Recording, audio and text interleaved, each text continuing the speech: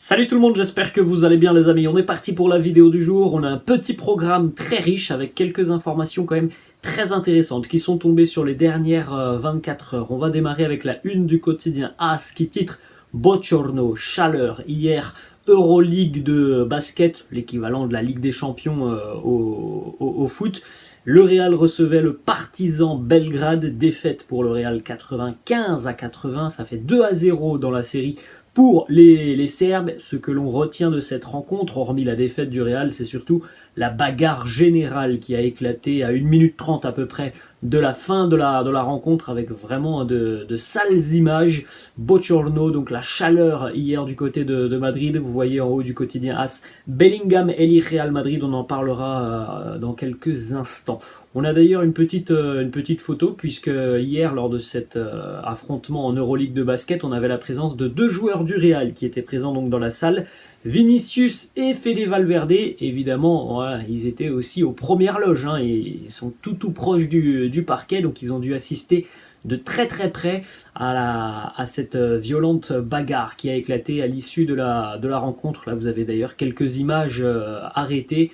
On peut signaler aussi la présence du président, tout simplement, Florentino Pérez, puisqu'on rappelle que le Real Madrid est un club omnisport. Donc Florentino est président de la section football, il est aussi président de la section basket, donc il était présent hier, et il a dû être assez surpris de voir tout ce qu'il s'est passé dans les dernières minutes de cette rencontre. Une image aussi assez saisissante lors de cette soirée d'Euroleague hier, alors que voilà, certains joueurs fonçaient sur d'autres joueurs.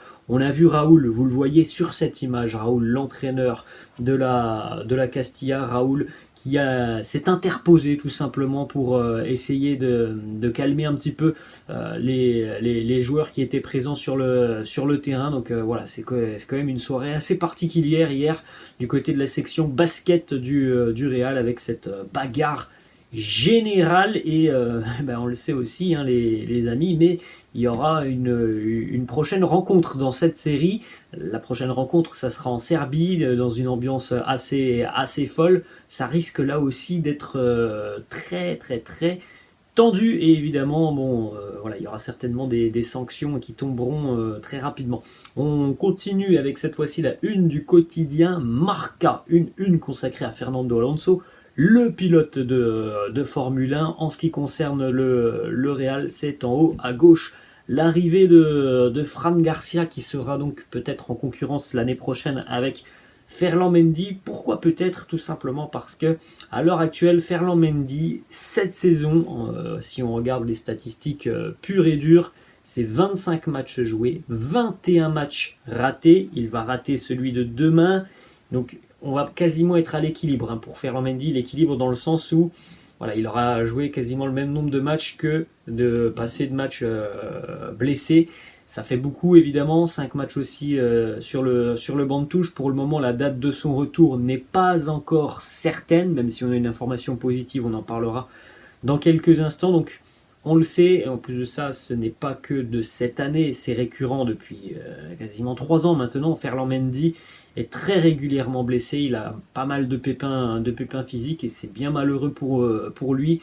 C'est pour ça que voilà, plusieurs médias ont annoncé hier, hein, que le Real semblait prêt à se séparer de Ferland Mendy cet été, parce que côté merengue, on est un petit peu plus couvert maintenant, notamment au poste de latéral gauche, avec donc l'arrivée de Fran Garcia, l'émergence de Camavinga entre guillemets, parce que on sait que c'est pas son poste, il n'a pas forcément très envie de jouer là, mais en tout cas quand on fait appel à lui, eh bien il dépanne. Donc on sait aussi que on ne sait pas ce qui peut se passer, mais l'année prochaine, imaginons Fran Garcia soit le titulaire du poste, il est blessé, on sait qu'on peut faire jouer Camavinga, on sait qu'on peut aussi, pourquoi pas, faire évoluer Nacho dans certaines circonstances à gauche. On peut même aussi réutiliser David Alaba. Bon, après, David Alaba, je pense vraiment que lui, il a vraiment plus envie de jouer au poste de latéral gauche, mais voilà, il y a quand même des options si jamais il y a un problème. Et donc évidemment, pour le Real, c'est pour ça, hein, qu'on commence à voir donc cette idée apparaître, hein, le départ peut-être de Ferland Mendy cet été. Affaire à suivre parce que moi, franchement, j'ai un petit peu du mal à y croire à ce départ de Ferland Mendy, qui est tout de même un joueur très très apprécié, qui en général, lorsqu'il est physiquement apte, est un joueur très important. Donc voilà, je prends cette information quand même avec un petit peu de recul. On continue les amis avec les informations à 24 heures à peu près maintenant de cette rencontre face à Almeria. Demain, on a donc les infos sur les présences et les joueurs absents, hier aussi lors de la séance d'entraînement. Thibaut Courtois, toujours absent hier, on rappelle gastro-entérite pour le portier belge. Modric et Asensio ont travaillé en dehors du terrain, en dehors tout simplement de l'entraînement collectif. Benzema et Dani Ceballos, eux, se sont entraînés avec l'équipe. Donc, à l'heure actuelle, Luka Modric et Marco Asensio sont très incertains pour affronter les Andalous d'Almeria demain. Voilà, normalement, on aura donc dans le courant de l'après-midi le groupe du Real Madrid. Si c'est pas dans l'après-midi, ça sera demain matin assez tôt. Mais voilà, il y a de gros doutes sur la présence de Modric et de Asensio demain. Mais côté Real, on se veut assez rassurant. S'ils sont pas là demain, ils devraient très rapidement faire leur retour. Et voilà, ils devraient être disponibles notamment pour la finale de la Coupe du Roi qui aura lieu dans une grosse semaine maintenant. Vous pouvez jeter un petit coup d'œil les amis, puisque on a notamment la première compo d'équipe probable pour affronter Almeria demain. La composition du quotidien Marca, bon, elle est ce qu'elle est. Je pense que ça ne sera pas forcément cette composition que l'on aura demain, parce que, voilà, par exemple, sur cette composition de Marca, alors que l'on vient de le dire, hein, Asensio n'était pas à l'entraînement. Thibaut Courtois est toujours en proie à des problèmes avec sa gastro-entérite. On a Marca qui nous propose Courtois dans les buts, Asensio en attaque. Donc évidemment, voilà, c'est une composition encore qui me semble un peu farfelue. Mais bon, voilà, je vous la donne quand même. Courtois dans les buts, Camavinga à gauche, Rudiger, Militao en charnière, Carvajal à la droite, Ceballos, Tchouaméni, Kroos au milieu de terrain. Donc là, on aurait bel et bien l'absence de Luka Modric, et puis en attaque Vinicius, Benzema qui sera de retour, ça c'est quasiment certain à 99,9%, Karim jouera demain, et Marco Asensio. On enchaîne avec cette information positive, on l'a dit, qui concerne donc David Alaba et Ferland Mendy, qui sont à ce jour les joueurs blessés depuis déjà quelques semaines. Ils étaient de retour hier à l'entraînement individuel, mais c'est ça qui est positif, sur les terrains. Donc ils étaient en extérieur et non pas en salle, et ça c'est très très positif. Donc on se rapproche tout doucement d'un retour pour David Alaba et pour Ferland Mendy. Alors on n'a pas de date à l'heure actuelle, on n'a pas de date précise, mais on peut penser que David Alaba soit de retour à temps pour la finale de la Coupe du Roi face à Osasuna. Pour Ferland Mendy, un petit peu plus de doute, mais en tout cas, ça sent bon. Voilà, il devrait être de retour d'ici une grosse dizaine de jours, les deux.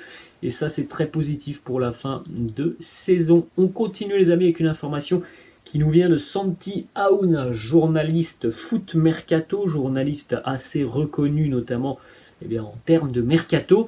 Santi Aouna qui a annoncé hier que Zidane souhaitait revenir du côté de Madrid si c'est possible, donc si jamais il y a un départ de Carlo Ancelotti. Voilà. De toute façon, l'avenir, en tout cas l'avenir de l'entraîneur du Real Madrid, le tout est conditionné par Carlo Ancelotti et par les résultats qui vont arriver dans les prochaines semaines. La finale de la Coupe du Roi, les demi-finales face à Manchester City, peut-être l'éventuelle finale de Ligue des Champions, ça on le verra par la suite. Et tout est conditionné par ses résultats, et tout est conditionné aussi par son envie de continuer ou d'aller, pourquoi pas, remplir ce challenge exceptionnel que d'entraîner et de devenir sélectionneur du Brésil. Donc évidemment, du côté du Real, à l'heure actuelle, on est obligé de préparer peut-être le départ de Ancelotti. Il faut tout de suite être capable de répondre. Ça ne veut pas dire qu'Ancelotti quittera le club, mais il faut être en mesure de répondre rapidement. Et évidemment, voilà, il y a certainement eu déjà des discussions avec Zizou. On a bien compris que Zizou, si jamais il fait son retour rapidement dans le monde du football, ça sera peut-être le Real, peut-être la Juventus, qui sont deux clubs qui lui sont très très très très chers. Donc affaire à suivre quand même. Pourquoi pas une troisième pige de Zizou sur le banc de touche du Real. Ensuite, on revient sur la une du quotidien AS. Tout à l'heure, on en avait parlé brièvement. Bellingham et Eli Real Madrid. Jude Bellingham a choisi le Real. Les négociations avec le Borussia Dortmund vont débuter dans les prochains jours. Objectif du Real dans les prochains jours, prochaines semaines, c'est d'aller en Allemagne, de rencontrer le joueur, de rencontrer ses agents, de rencontrer sa famille pour obtenir tout simplement un accord. Voilà, c'est un accord de signer avec le Real et de, on va dire ça comme ça, mais de bloquer les négociations parce que il y a toujours Liverpool notamment et Manchester City qui tournent autour de Bellingham. Donc même si le joueur, son envie, c'est de rejoindre le Real Madrid, vous savez comment ça se passe, un mercato, même si le joueur parfois il a envie de rejoindre une telle équipe, c'est pas toujours là qu'il finit. Donc là, pour le Real, les prochains jours, prochaines semaines, ça va être ça qui va être important, d'aller boucler définitivement un accord avec Jude Bellingham.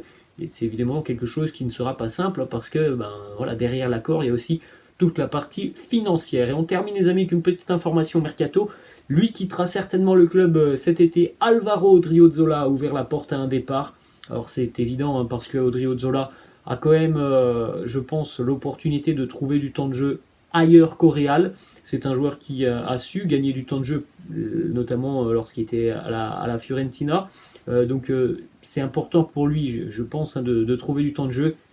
Voilà, pas se mentir, il ne l'aura pas du côté du Real, donc c'est la bonne solution pour lui de quitter le club cet été et d'aller chercher du temps de jeu parce que ça reste un bon joueur qui a évidemment sa place dans un autre club que le Real. Voilà les amis, la fin de cette vidéo, j'espère que ça vous a plu. N'hésitez pas comme d'habitude à lâcher un petit pouce bleu, n'hésitez pas à vous abonner à la chaîne et puis nous j'espère qu'on se retrouvera demain, c'est pas sûr, en tout cas j'espère pouvoir faire un débrief demain face à Almeria. Je vous laisse les amis et je vous dis à la prochaine, ciao.